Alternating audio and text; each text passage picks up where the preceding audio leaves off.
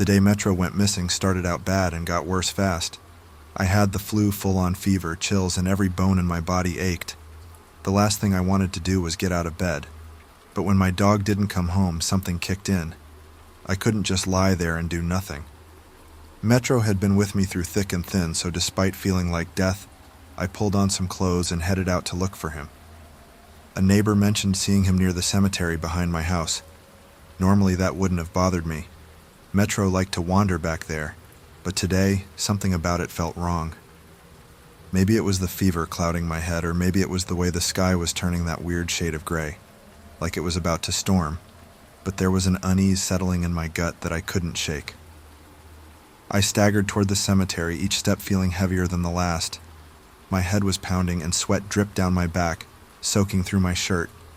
I kept calling out for Metro, but my voice wasn't much more than a raspy croak. I could barely hear myself over the sound of my own labored breathing.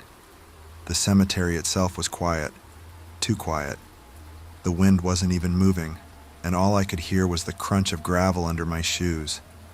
I called Metro's name again, my voice cracking, echoing off the gravestones, but there was no sign of him.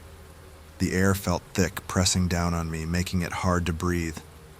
I kept telling myself it was just the fever, but something about that place felt wrong, like I wasn't supposed to be there.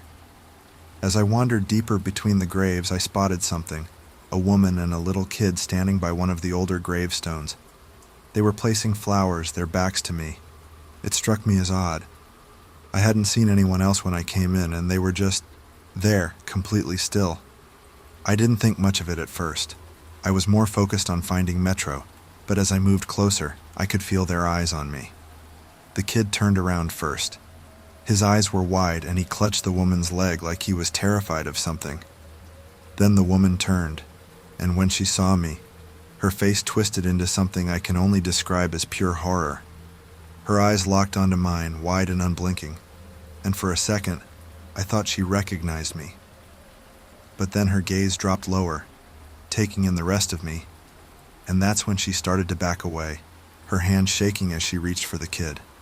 The boy started to cry, loud, terrified sobs, and the woman let out this low, keening sound that built into a scream so sharp it cut through the air like a knife. I froze. It was like my feet were stuck to the ground. Why were they acting like that? I wasn't doing anything wrong. I was just looking for my dog. "Hey, it's okay," I tried to say, but the words came out in a rasp, barely above a whisper. "Have you seen Metro?" But my voice sounded wrong, like it wasn't even mine. The woman's scream only got louder, more frantic, and she started dragging the kid away from me, stumbling over the uneven ground. They didn't even glance back. It was like they couldn't get away fast enough. I took a step toward them, confused, but something inside me screamed to stop. I could feel this wave of terror rolling off of them, and it hit me like a wall. That's when I noticed the reflection in the window of a nearby mausoleum. I almost didn't recognize myself. My hair was plastered to my head, drenched in sweat. My face was pale, but streaked with something dark.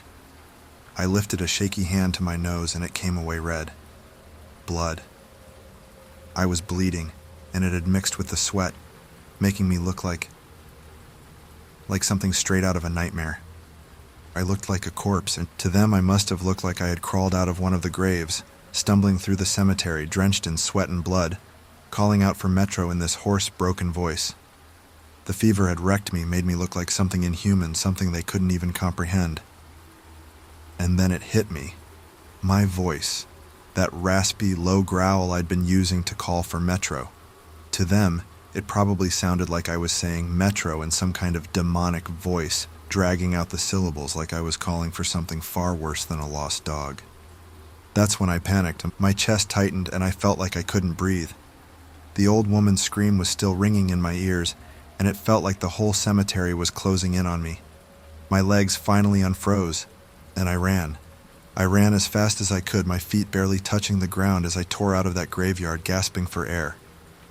When I made it back home, I slammed the door behind me and leaned against it, my heart pounding in my chest. I stumbled into the bathroom, splashing cold water on my face, trying to pull myself together. My reflection stared back at me, and I barely recognized the person in the mirror. I looked like hell, pale, gaunt, eyes bloodshot, nose still bleeding. I'd scared them half to death. I stayed like that for what felt like forever, just trying to catch my breath. I kept thinking about the look on that woman's face, the way her scream had pierced the air, the way the kid had started crying. I had become their nightmare. I don't know if they'll ever shake what they saw that night, and honestly, neither will I.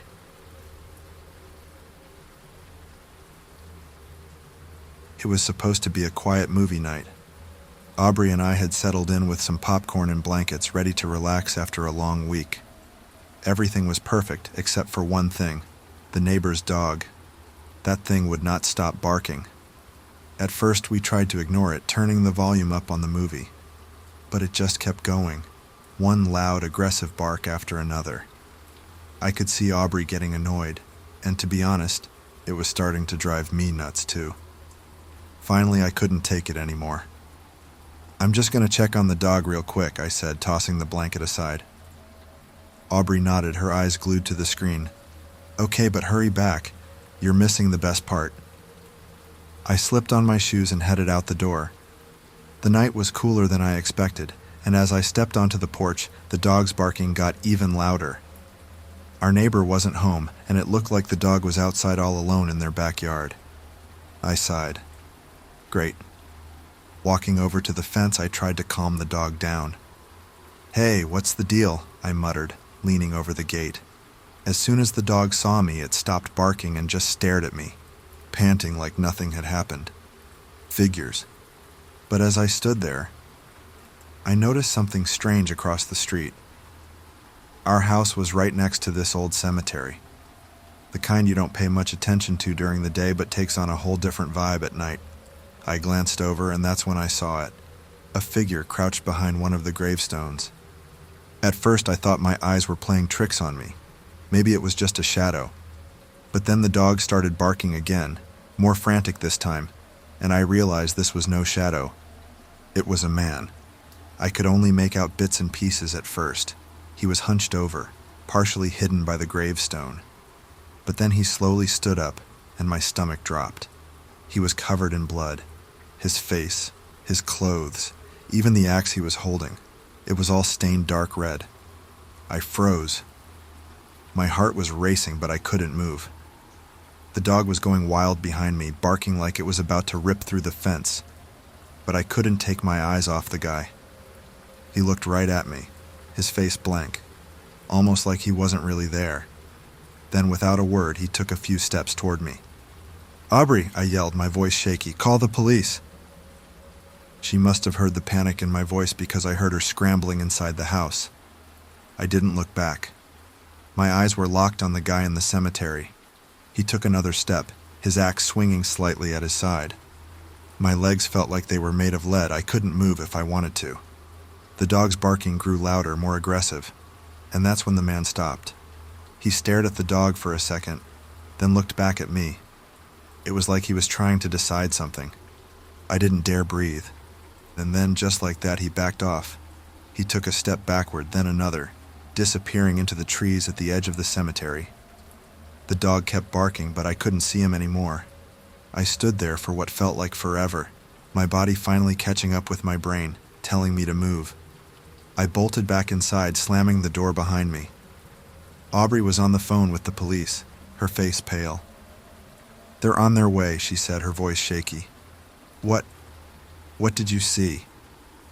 I tried to explain, but the words came out jumbled. A man, blood, an axe. None of it made sense, even to me. But I knew what I saw. The police showed up within minutes, flashing their lights through our living room windows. They searched the cemetery, combing through the gravestones and the woods, but they didn't find anything. No man, no blood, no axe. Just silence. One of the officers pulled me aside, his face calm but serious. "Are you sure you saw someone?" I nodded. I was sure. Aubrey and I didn't sleep much that night. Every creak, every gust of wind made us jump. We kept the lights on, and I stayed by the window, staring out into the cemetery, half expecting to see that man again. But there was nothing. The next day, we tried to convince ourselves it was just some drunk or maybe a prank. But deep down, I knew it wasn't that simple. There was something about the way he looked at me, the way he held that axe, that just didn't sit right. And the fact that he disappeared without a trace, that's the part that still haunts me.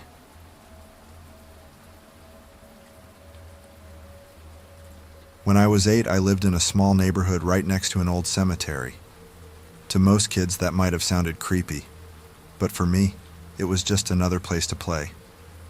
My house backed right up to the cemetery, and on lazy afternoons, I'd wander through the headstones, imagining all sorts of adventures. My parents always told me not to go too far, but like any kid, I didn't really listen. I figured, what's the worst that could happen in a quiet graveyard? One day after school, I grabbed my favorite toy truck and headed out to play. It was a clear afternoon, and I felt like exploring. So I wandered past the newer graves and found myself in the older section, where the tombstones were cracked and covered in moss. It felt different there, quieter somehow. I remember kicking around some fallen leaves, lost in my own little world, when I noticed him. At first, I didn't think much of it. A man, probably in his 30s or 40s, wearing an orange suit, was sitting on one of the stone benches near the edge of the cemetery. He had this weird, almost frozen smile on his face, like he was trying to seem friendly, but couldn't quite pull it off. His eyes locked on me the moment I noticed him, and I felt my stomach do a little flip. I wasn't sure why, but something about him just felt off. I mean, I'd seen people in the cemetery before, grieving or just passing through. But this guy, he didn't look like he was visiting anyone. He was just sitting there staring. I tried to ignore him, but as I started to walk back toward my house, he stood up and began walking in my direction. He wasn't rushing or anything, just a slow, steady pace, but it made me uncomfortable. I picked up my pace a little, glancing back to see if he was still following. He was. "Hey there," he called out, his voice loud in the quiet cemetery. "You live around here?" I didn't answer at first. My parents had always told me not to talk to strangers, but I didn't want to seem rude. So, I just nodded, hoping he'd leave me alone. But he didn't. He kept coming closer, his hands twitching at his sides like he didn't quite know what to do with them. His smile didn't reach his eyes, and the way he looked at me, it wasn't friendly. It was intense, like he was trying to figure something out. "You play here often?" he asked, taking another step toward me. I could feel my heart racing. Something about his gaze made me want to run, but my legs felt glued to the ground. I forced myself to answer, though my voice was shaky. "Yeah, sometimes," I mumbled, hoping he'd take the hint and leave. But he didn't. Instead, he took another step closer this time. "You're here all alone, huh?" That's when the fear really hit me. His smile faded just a little, and I could see his eyes narrow, like he was sizing me up. His whole posture changed, and suddenly, I knew. I had to get out of there. Just as I was about to bolt, my phone rang. It was my mom. I don't think I've ever been so relieved to hear a ringtone in my life. I fumbled to answer it, and as soon as I did, the man's smile vanished completely. "Mom?" I said, trying to keep my voice calm but failing miserably. "Honey, where are you?" she asked. I'm at the cemetery. I'll be home in a second." The man was still standing there, watching me, his face expressionless now. He didn't say anything, but the moment I mentioned my mom, he took a step back. I didn't wait around. I turned and walked as fast as I could without breaking into a run, my heart pounding in my chest. As I got closer to the house, I could feel his eyes on me the entire time. I didn't look back. I didn't dare. When I got home, I told my mom about the weird guy, but she just shrugged it off, saying he was probably some lonely person or a wanderer. I wanted to believe her, but something about that man didn't feel right. The next morning, though, things took a turn. My mom woke me up early, her voice serious. "Someone tried to break into the garage last night," she said, pointing at the door where the lock had been tampered with. The realization hit me like a ton of bricks. he had followed me home. That creepy guy in the orange suit must have watched me leave the cemetery and followed me back. My skin crawled just thinking about it. If my mom hadn't called me when she did, I shudder to think what might have happened. It wasn't until years later, when I was a little older and wiser, that I realized something even more chilling about that encounter. That orange suit? It wasn't just some strange outfit.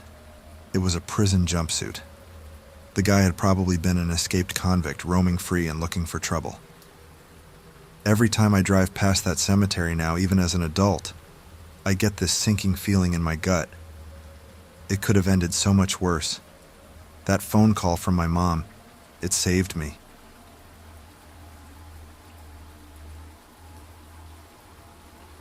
Do you ever have one of those nights where you wish you could go back and make a different decision?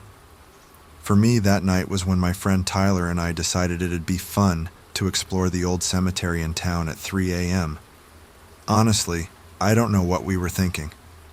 We'd done the whole late-night spooky adventure thing before. Abandoned buildings, creepy roads. But that cemetery was on a whole other level. It's massive, split by a highway with one side full of newer graves and the other, way older section, filled with crumbling headstones from over a century ago. That's the part that always gave me the creeps. Some of the graves were so old you couldn't even read the names on them anymore. Perfect place for two idiots looking for a thrill, right? So it's a quiet, clear night. One of those nights where the air is still and the silence is thick. Tyler and I head into the cemetery with just a couple of flashlights and, in hindsight, way too much confidence. We wander around for a while, reading some of the old headstones, making dumb jokes, and just hanging out under this giant oak tree in the older section. That's when we first heard it. A little girl's laugh. At first, I didn't even register it as weird. You know how you hear something and your brain just brushes it off? But then it happened again. This soft, high-pitched giggle, almost playful, like a kid running around. It sounded close. Tyler and I glanced at each other, both thinking the same thing. It had to be one of those motion-activated toys people sometimes leave on kids' graves, right? But as we looked around, we didn't see any of those types of graves nearby. Just old, weathered stones with dates so far back it was like stepping into another time. The laughter came again, a little louder this time, and I swear the hairs on the back of my neck stood up. There was no wind, no movement in the cemetery, just that eerie, disembodied laugh cutting through the silence. "I'm sure it's just a toy," I said, more to convince myself than Tyler. He didn't seem convinced either, but we kept walking, deciding to check out some of the gravestones closer to the highway. But as we moved, so did the laughter. It was like it was following us, getting louder, closer. Every time we'd stop, it would stop too, only to start up again as soon as we moved. Tyler started getting jittery, his eyes darting around like he was expecting to see something, or someone, hiding in the shadows. I wasn't feeling much better. The whole place suddenly felt wrong. You know when you can just sense that something's off? It was like the air had gotten heavier, pressing down on us. "I think we should go," I said, trying to play it cool, but inside I was starting to freak out. Tyler nodded, and we started heading back toward the entrance. That's when things got really weird. As we passed by a row of headstones, Tyler froze. "Did you see that?" he whispered. "See what?" I asked, not really wanting to know the answer. "There," he pointed toward the tree line just past the graves. "Someone's in the woods." I squinted, my flashlight beam cutting through the dark, but I didn't see anything at first. Just a bunch of trees and shadows. But then, I saw it. A figure. It was hard to make out in the dark, but there was definitely someone, or something, standing just inside the tree line watching us. That was it. We were done. "Let's get out of here," Tyler said, already starting to back away. We didn't run at first, but the farther we walked, the more uneasy I felt. It was like we weren't alone anymore. The laughter had stopped, but now there was something else. A crunching sound, like footsteps. At first I thought it was just us, but it kept going even when we stopped. Someone, or something, was following us. "Do you hear that?" I asked, my voice barely above a whisper. "Yeah," Tyler said, his eyes wide. "We need to go now." And that's when we ran.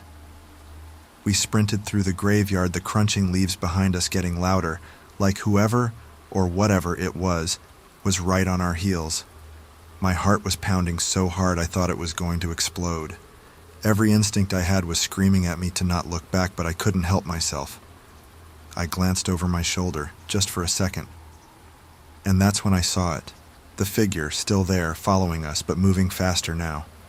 We reached my car, breathless, and I fumbled with the keys, trying to unlock the doors as fast as I could. My hands were shaking so bad I almost dropped them. Finally, we got in, slammed the doors, and I floored it out of there. But as we sped away, something felt wrong. I glanced in the rearview mirror, and that's when I saw it. The back door was open. Wide open. Tyler and I just stared at each other, both of us too freaked out to even say anything. I hadn't opened the back door. Neither had he. How it got open, I still don't know. We didn't stop until we were miles away from that cemetery, pulling into a gas station just to catch our breath. Both of us were shaking, adrenaline still pumping. We never really talked about what we saw that night or what followed us out of there, but neither of us has been back to that cemetery since. You know those summer nights where the air's warm, you've got nothing to do, and you just want to find some adventure? That's how Sean and I felt one evening when we decided to check out this creepy little cemetery surrounded by woods on the outskirts of town. We'd heard stories about it growing up, but we'd never actually gone there ourselves. It was one of those places everyone said was haunted, but honestly, we didn't really believe in that stuff. We were just looking for a thrill. The cemetery itself wasn't huge, but it had this eerie vibe that hit you the second you stepped onto the grounds. The tombstones were old, way older than anything I'd seen before. Some were cracked, others were covered in moss, and a few were so worn down you couldn't even read the names anymore. It felt like stepping into a different time. There was also this abandoned building right next to the cemetery, partially hidden by trees. It looked like it had been left to rot for decades. The windows were broken, and the door was barely hanging on by a hinge.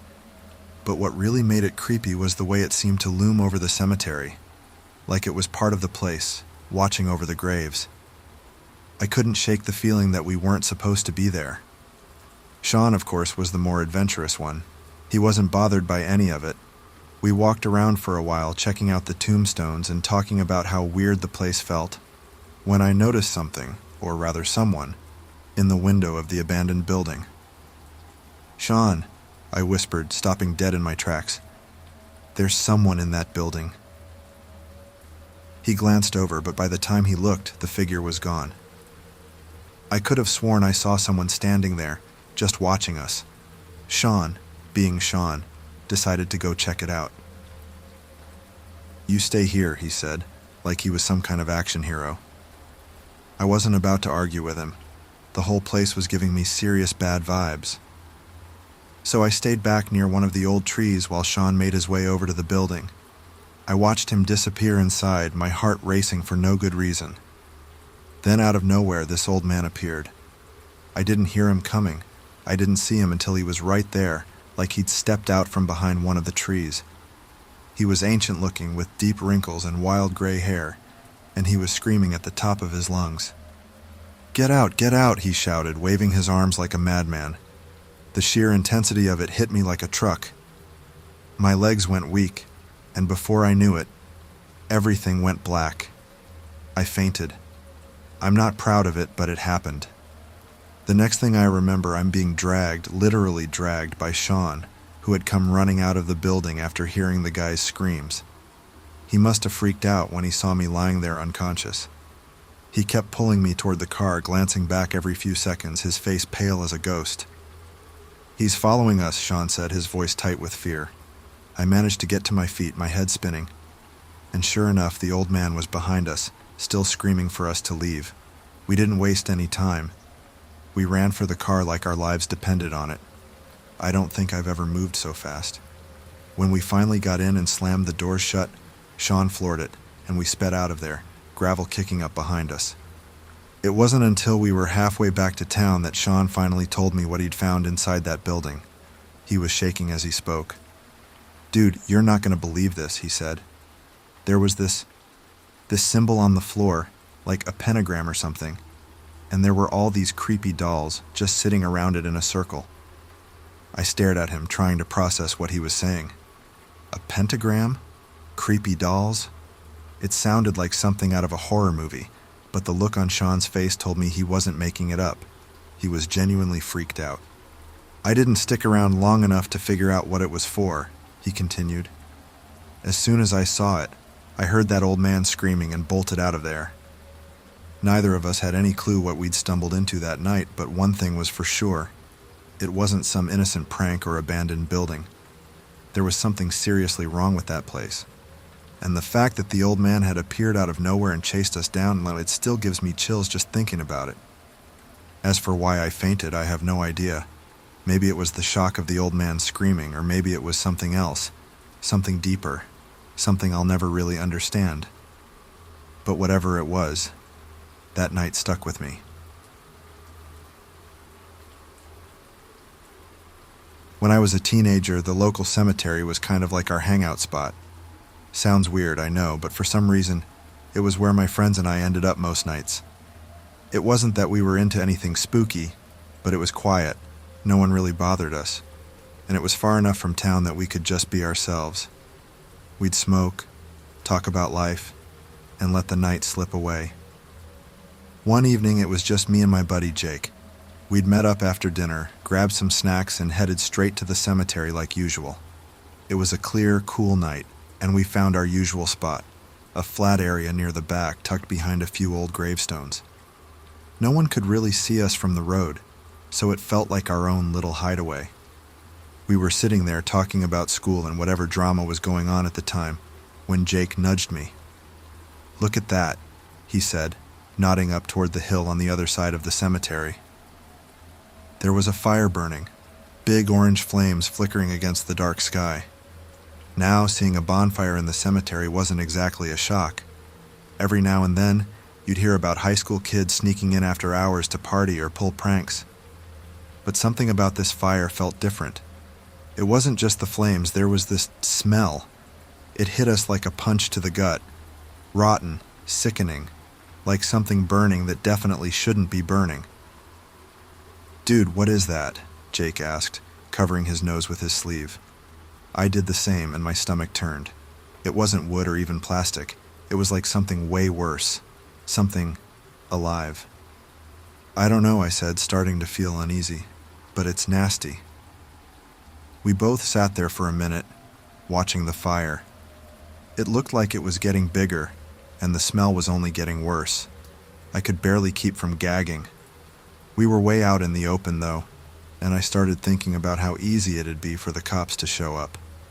We'd already gotten in trouble for trespassing in the cemetery before, and I wasn't looking to repeat that. "Let's get out of here before someone shows up," I said, standing up and grabbing my backpack. Jake didn't argue. We snuffed out our cigarettes, gathered our stuff, and headed toward the car. The fire was still going strong up on the hill, and the smell followed us like a bad dream. I could feel this weird tension in the air, like something was about to go wrong. We were almost to the car when Jake stopped dead in his tracks. "What the hell?" he whispered. I turned to see what he was looking at and froze. There, up on the hill, right in front of the fire, was a figure, just standing there, silhouetted by the flames. They were watching us, no doubt about it. And even from that distance, I could feel their eyes on us, like they were waiting for something. I don't know why, but a wave of terror hit me. It was that kind of gut-level fear that you can't explain. I could see Jake starting to panic, his breathing quickening. We both knew something was wrong, and we didn't want to stick around to find out what. "Let's go," I muttered, barely able to keep my voice steady. Jake didn't need to be told twice. He bolted for the car, and I was right behind him. Just as we reached the door, I glanced back. The figure, it had moved. They were walking toward us, their steps slow and deliberate, like they had all the time in the world. "Get in the car," I yelled, my hands fumbling with the door handle. Jake floored it as soon as we got inside, tires screeching on the gravel as we sped out of the cemetery. My heart was pounding in my chest, and I couldn't stop looking in the rearview mirror, half expecting the figure to be chasing us down the road. But there was nothing, just the fire. growing smaller as we drove away. We didn't talk much on the ride home. Both of us were too shaken to make sense of what had just happened. We figured it was some messed up prank or maybe some weirdo partying in the cemetery, but the whole thing just felt off. The next morning, I woke up to a text from Jake. "Dude, check the news." I didn't know what to expect, but when I opened the link, my blood ran cold. There, in bold letters, "Woman's body found burned in cemetery." I couldn't believe what I was reading. According to the article, the woman had been murdered, and her body was burned up on the hill in the cemetery, exactly where Jake and I had seen the fire the night before. That stench we'd smelled? It wasn't a prank. It wasn't kids messing around. It was real. And the figure we'd seen, whoever it was, they were standing there, watching us while that poor woman's body was burning. I felt sick. The thought that we had been so close to something so horrifying, it was too much. Jake and I talked about it later, but neither of us could make sense of it. Who was the figure? Were they responsible? Or were they just some unlucky witness like us? Even now, years later, I can still smell that foul burning stench whenever I think about that night. I'll never forget the fire on the hill, or the way that figure seemed to be waiting for us, watching us as we fled. And as much as I try to block it out, one question keeps coming back to me. What if we hadn't left when we did?